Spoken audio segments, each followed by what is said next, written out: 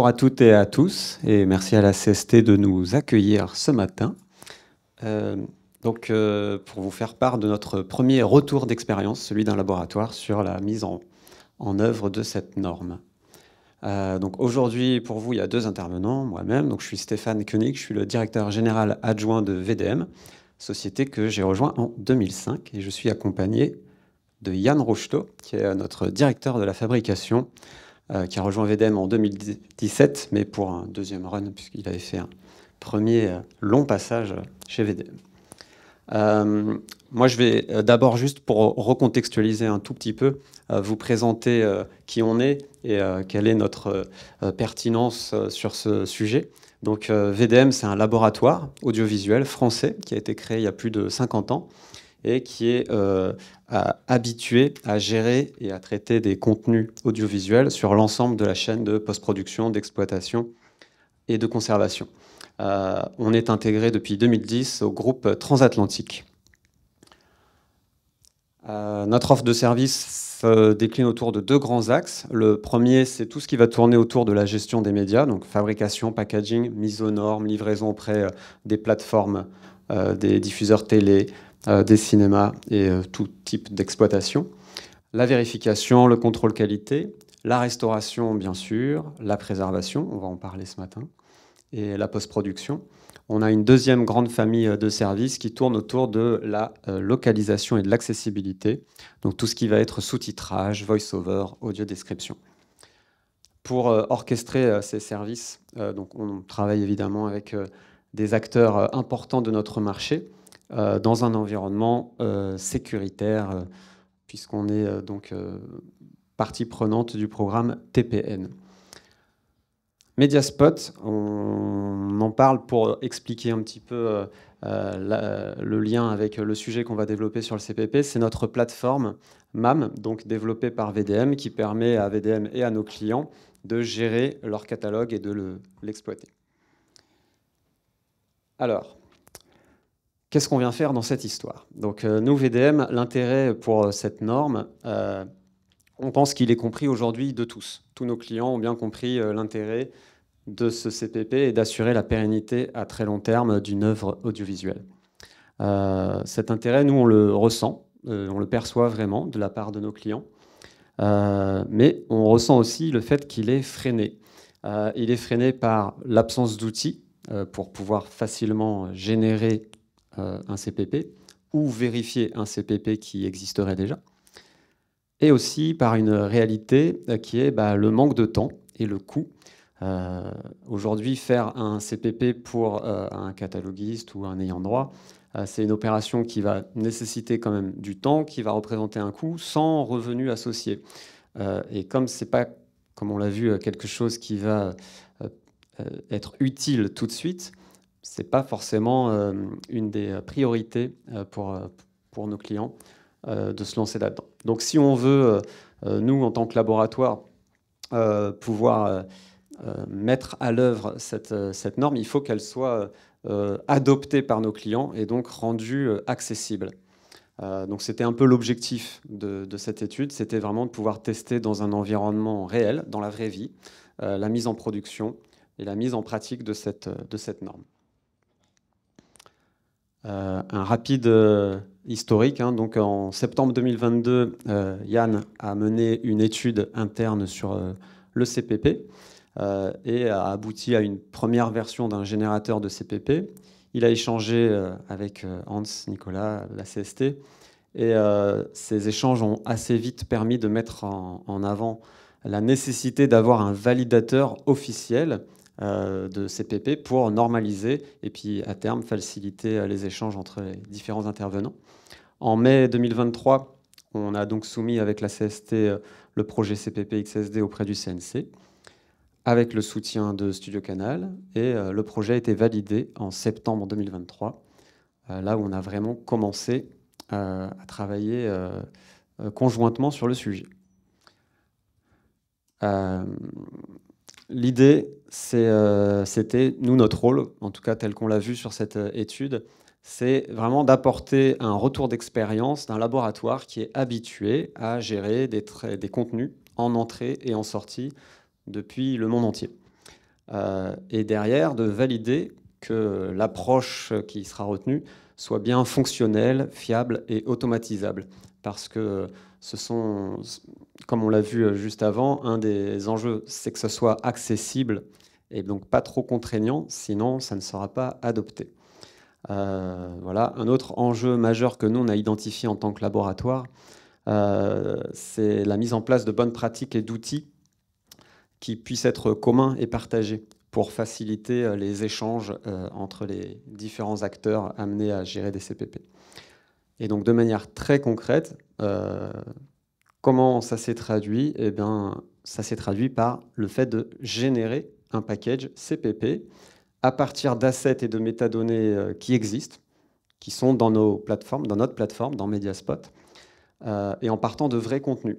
Donc, grâce au soutien de Studio Canal, on a pu effectuer des tests à partir de vrais assets, de vraies œuvres dans la Digital Factory, et donc de générer des packages CPP.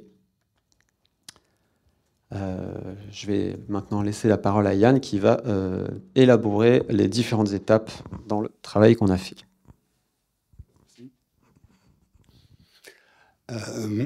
Ouais, donc en fait, dès que j'ai eu accès à la première version du document de la norme, je me suis retrouvé confronté à un document qui est quand même assez long. Je ne sais plus combien il fait de pages, mais il y en a quand même trop.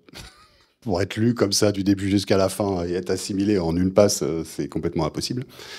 Et en tout cas, moi, j'ai ressenti le besoin de voir déjà un DPP qui existait pour voir à quoi ça ressemblait concrètement.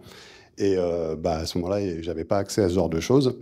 Donc, je me suis dit que la meilleure façon de combiner les deux problèmes, de résoudre les deux problèmes, c'était d'essayer de générer un premier package moi-même pour avoir un exemple. Et en essayant de créer ce premier package, donc du coup, d'être amené à lire la doc, mais vraiment précisément, complètement dans le désordre. C'est-à-dire qu'à un moment donné, j'avais besoin de gérer un fichier de sous-titres. Bon, j'allais lire le paragraphe, ou enfin les paragraphes par les sous-titres, et le reste, je le lisais au moment où je retombais dessus. Donc à partir du moment où j'avais envisagé cette démarche-là, il fallait en fait pour chacun des champs de métadonnées dont on dispose dans la plateforme Mediaspot, trouver l'emplacement officiel dans lequel cette donnée devait être indiquée dans le package CPP et sous quelle forme, avec quelles contraintes et ainsi de suite. Donc ça, c'était la première étape. Next. Donc là, grâce à ça, j'ai pu voir des premiers CPP en ayant quand même un minimum d'assurance qu'ils étaient corrects, dans le sens où je me suis complètement appuyé sur les schémas XSD, donc les schémas dont parlait Widad, donc Prémices, METS et EBU Core surtout. Donc en fait, moi je développe en C#, et dans le monde C#, il y a plein d'outils très efficaces pour partir des schémas XSD, des fichiers XSD qui sont téléchargeables sur Internet, et à partir de ça, générer automatiquement des classes C#, donc des descriptions des objets, d'ensuite les utiliser, les remplir. Donc on risque pas de faire des fautes d'orthographe sur les noms des champs, sur les noms des attributs, de mettre une chaîne là où on attend un entier, et ainsi de suite. Et de sérialiser tout de suite en 2 lignes de code, d'obtenir le XML conforme.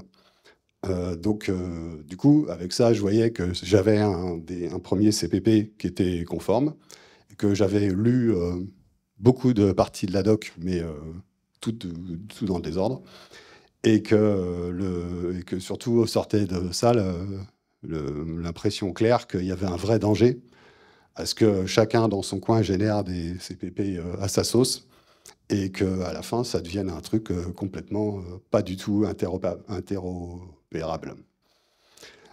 Donc clairement, il fallait quelque chose en plus pour fiabiliser tout ça. Et comme l'a évoqué Stéphane, il fallait un outil dont on puisse tous disposer, qui nous permette, chacun, quand on reçoit un package CPP, de le valider officiellement avec cet outil avant de le prendre en charge, et d'éviter les allers-retours entre différents prestataires qui ne sont pas d'accord sur la lecture du chapitre 6 de la page 12 de la doc. Voilà. Et donc, pour répondre à ce besoin d'outils de vérification communs et partagés, c'est là où la CST a proposé l'utilisation de Schematron qu'a complètement décrit Widad. Donc du coup, à partir du moment où on a intégré le groupe de travail, mon travail, ça a été essentiellement de mettre en pratique ces validations schématron au fur et à mesure que Widad les mettait au point, et de corriger toutes les erreurs que j'avais faites de mon côté, parce que c'est pas pour rien qu'on avait besoin de règles en plus et de vérifications en plus, parce que le risque d'erreur, il est partout. Et voilà. Donc là, j'ai essayé d'illustrer un exemple, avec un exemple. Donc là, j'ai pris ça, c'est une capture d'une partie d'une table de la doc, de la spec, la norme. Cette norme, elle indique que dans un package de type audiovisuel, donc c'est en général un fichier vidéo avec des pistes audio, voire plus, il fallait absolument qu'il y ait un élément format dont l'attribut format name val container format, avec une orthographe bien précise. Ce fichier-là, c'est un fichier EBU-Core au départ. Donc, si je me trompe, comme j'ai fait en bas, et qu'au lieu de mettre container format comme il faut, j'ai écrit avec un underscore en plus, pour EBU-Core, c'est bon. C'est pas une faute, puisque lui, il n'exige rien. Donc, la validation passe. Par contre, si j'utilise Schematron pour valider ce qui a déjà été validé une première passe par XSD, là, Schematron, lui, se rend compte de l'erreur et il me la signale. Donc ça marche. Voilà, ça, tout ça c'est dit. Et c'est fini. Donc, oui, ça c'est juste le résumé donc, des différentes étapes qu'on a décrites pour le prototypage et l'aboutissement donc, au premier CPP. Donc, on vient de le détailler. Et ça, c'est une illustration visuelle. Alors, c'est pas très spectaculaire, hein, c'est des captures d'écran avec donc un dossier CPP, mais d'un vrai film. Là, c'est un titre Monsieur N pour Studio Canal, en l'occurrence, avec donc un ensemble de... Donc un package CPP qui comprend des sous-packages, chaque sous-package contenant donc toute la structure de dossier de fichiers attendu. Ce qu'on peut dire, la prochaine étape maintenant, donc, serait d'arriver à intégrer, de compléter donc, toutes ces différentes validations successives qu'a bien présenté Widad et de les intégrer dans un seul et même outil open source pour qu'il soit partagé et utilisé par la communauté, un peu à l'image de ce qu'avait fait Netflix pour l'IMF et avec Photon, pour ceux qui ont eu l'occasion de l'utiliser.